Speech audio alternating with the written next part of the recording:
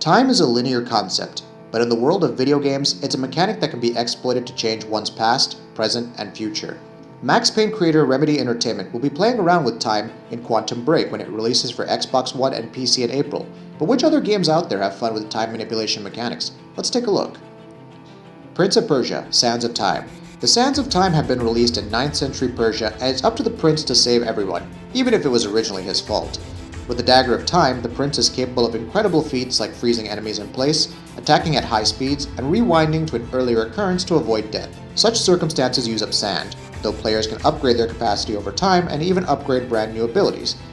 Prince of Persia: Sands of Time combined these aspects with fluid controls, a smooth combat and platforming system, and well-designed levels to deliver a memorable experience. It also helped that the prince himself was a likable, if arrogant, hero that we can manipulate time with. Life is strange.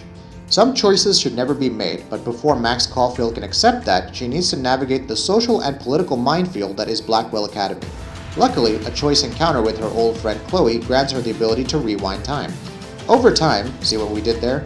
Max is able to do more, including stopping the events around her at great risk to her health. After a point, Max is even capable of traveling far into the past through photographs. The moral of Life is Strange starts to catch up with players, but it's still cool to discover the extent of Max's time manipulation powers. And no, the ending didn't make us cry, so don't ask. Please. Braid. Jonathan Blow's breakout indie platformer Braid incorporates time reversal in pretty simple ways. It's the worlds in Braid which take those mechanics and flip them on their head. One level may seem impossible without time manipulation. Another introduces objects that are unaffected by your powers. Yet another has time dependent on your movement. Travel to the right and time moves forward. Travel to the left and time goes backward.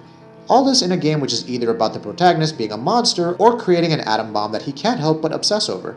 Either way, Braid still messed with our preconceived notions of time travel in a 2D platformer in the best way possible. Day of the Tentacle. When you're told that a monster named Purple Tentacle must be stopped, how could you refuse? Bernard Bernoulli in Day of the Tentacle, the sequel to Maniac Mansion by LucasArts, couldn't, and the journey quickly led him and his friends Laverne and Hoagie on a quest through time. Which is to say things went terribly wrong and scattered the friends through different periods of history.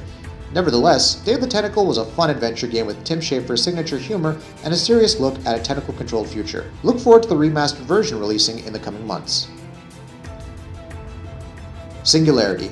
Before Quantum Break, there was Raven Software's Singularity. As a US Marine who gains time manipulation powers, Captain Nathaniel Renko moves between 1955 and the present day, dealing with paradoxes, catastrophes, and the usual world destruction problems. Despite being extremely tough at times, Singularity allowed players to travel backwards or forwards in time while also holding on to objects and stunning enemies. The addition of time-immune enemies further mixed up the gameplay, and light puzzle mechanics also allowed Renko to restore destroyed objects to their former glory. Which major or minor title with time travel did you enjoy? Let us know in the comments, and we'll see you next time.